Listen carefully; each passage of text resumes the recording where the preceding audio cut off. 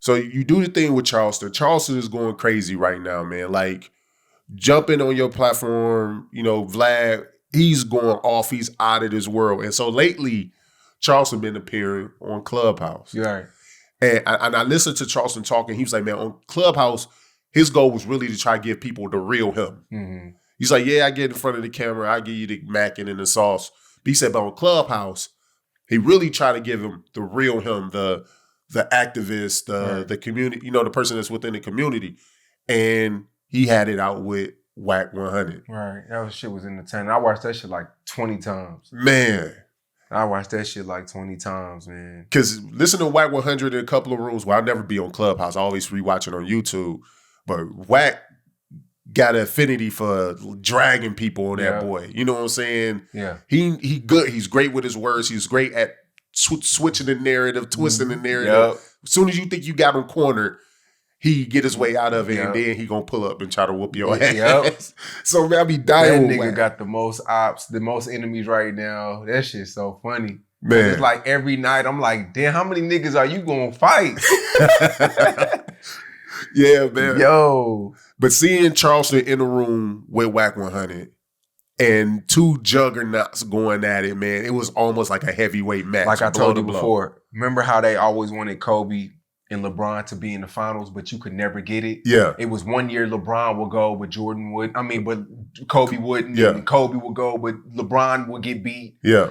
It was one of them like, wow, like, all right, wow. Okay, now these niggas is getting like, what's going to happen? Yeah. So, man, that shit was very entertaining. And I feel like, I even talked to Charleston White about it. I'm like, yo, y'all need to sit down together like men and really like make some money together. Y'all two together? Man.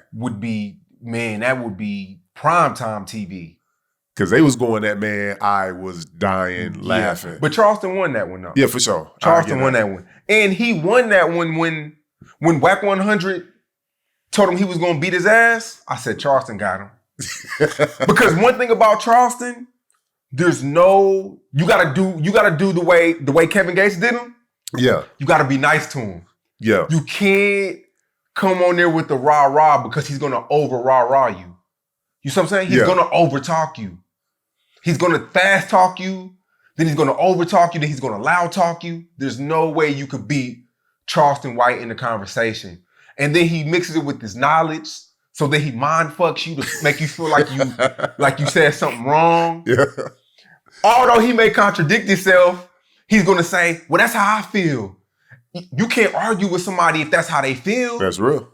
So you just gotta be nice. That's the only way. Kill him with kindness. So you felt like he beat Wack 100, but took an L to Kevin Gates. Oh, yeah. He took an L to Kevin. Because what can you say to Kevin Gates? Man. What else can you say? He said, I love you. And, I don't drink or smoke no more. And then he uplifted Charleston White. You're a wonderful community. What can you say? There's nothing you can say. Yeah. And Charleston White, like a man, he went on camera and said, man, there's nothing I can say about that. And I feel like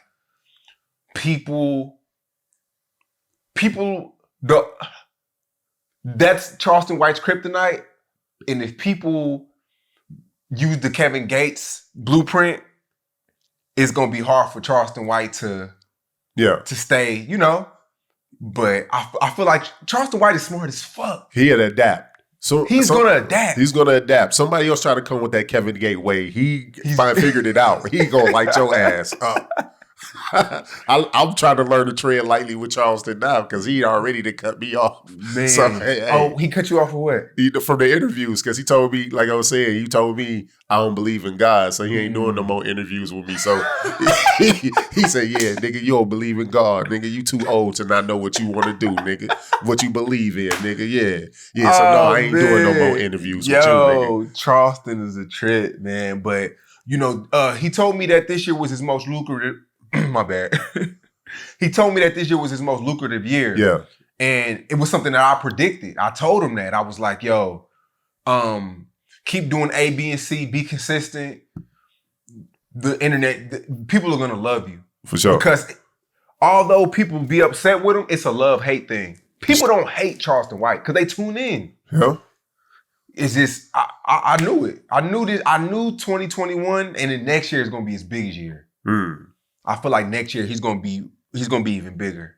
I feel like the people who've kind of been looking at him from afar and not really wanting to get near him, I feel like he's gonna be on those breakfast clubs, and I feel like he's gonna sit down with Gilly the Kid and be on these. That'd be dope. Yeah, because Charleston has a lot to offer, like bigger than just interviews. Like it's times when me and Charleston White spoke. Yeah, and he gave me a list of books to read. I've been reading, a few books that he told me to get.